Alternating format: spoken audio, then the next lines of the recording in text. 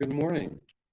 I have a short presentation today on some astrological turbulence that we may experience in mid-March. So let's see if I can share my screen here.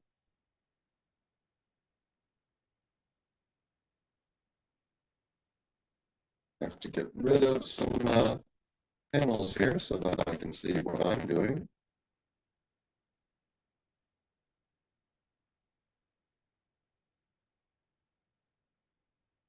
Okay, and now we're good to go.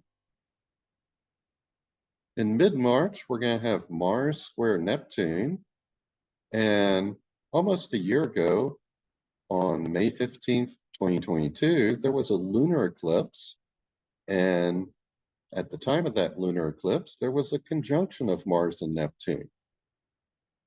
Consequently, the relationship is now moved on to a square between Mars and Neptune.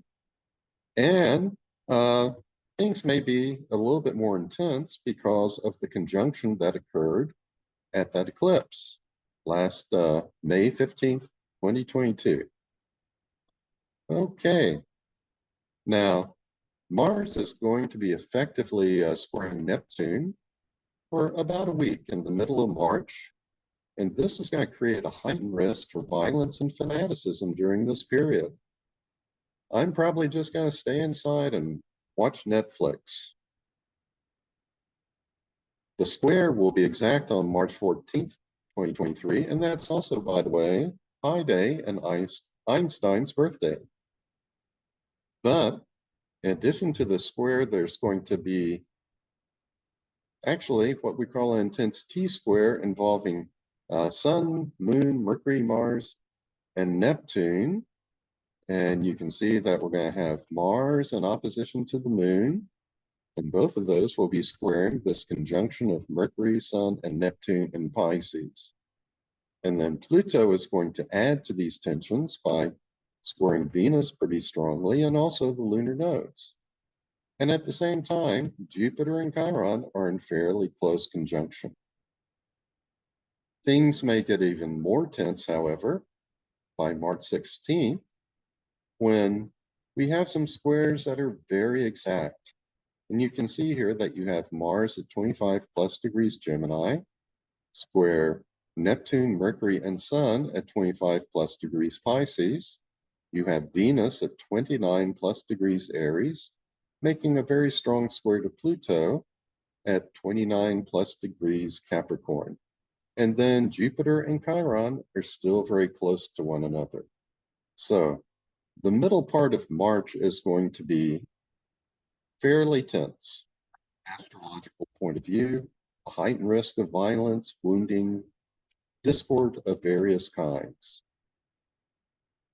Now, in addition to that, for the United States, Chiron is going to be in opposition to natal Saturn in all the various July 1776 charts, and this opposition will be exact on March 17th.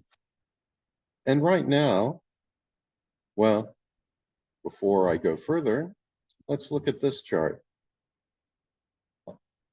Chiron, we have it here. You can see it in opposition to Saturn. And as a consequence, there may be some wounding or dressing of past actions at this point. This is not the first time we've recently experienced this opposition.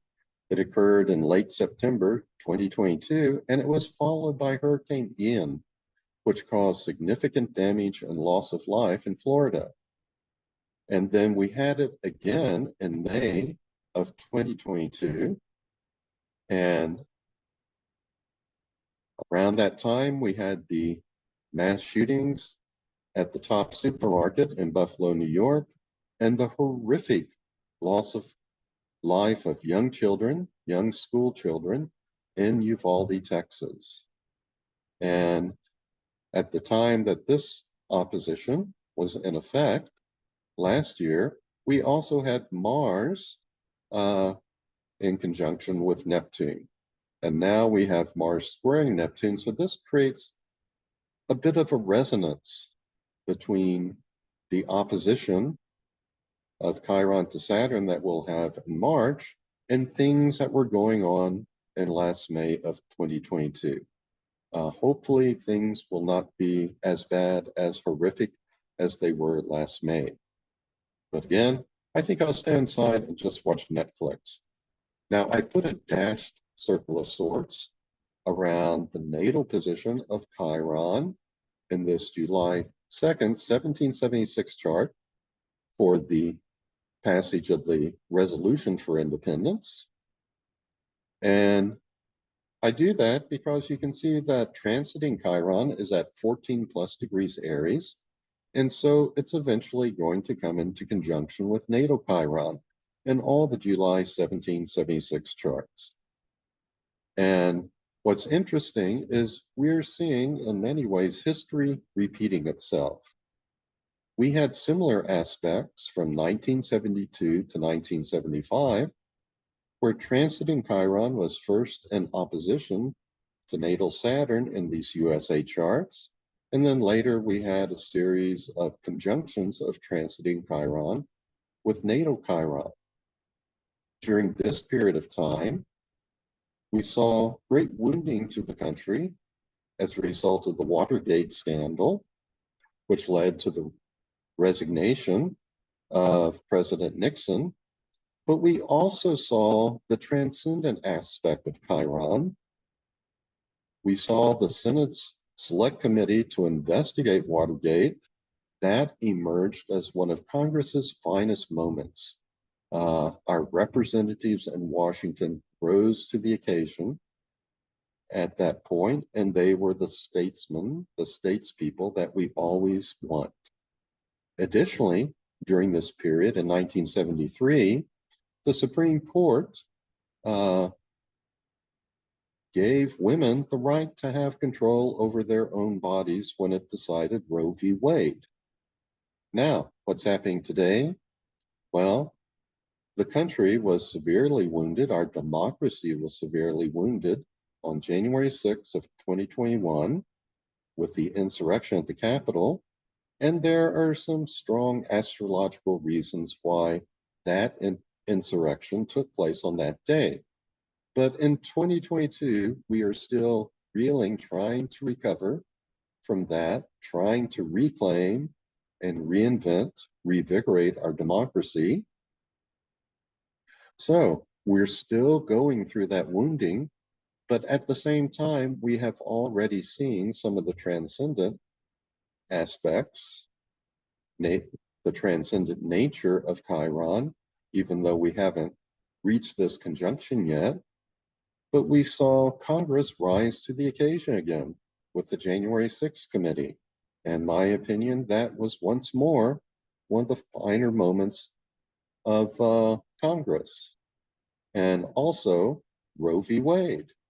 That is in the news again also, because last year the Supreme Court took away from women the right to have control over their own bodies. Now, as we move forward this year, we're going to have a very near conjunction of transiting Chiron with natal Chiron that's going to be pretty strong throughout most of the summer. So, in summer of 2023, in March of 2023, and then at various times in 2024 and 2025, we may experience as a country some more wounding, but then again, we may also see people who rise to the occasion, who transcend their personalities, their petty concerns, and do the right thing for the greater good. Okay, well, that is the end of this brief presentation.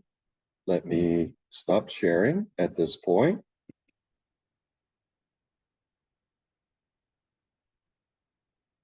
Okay, and that's it.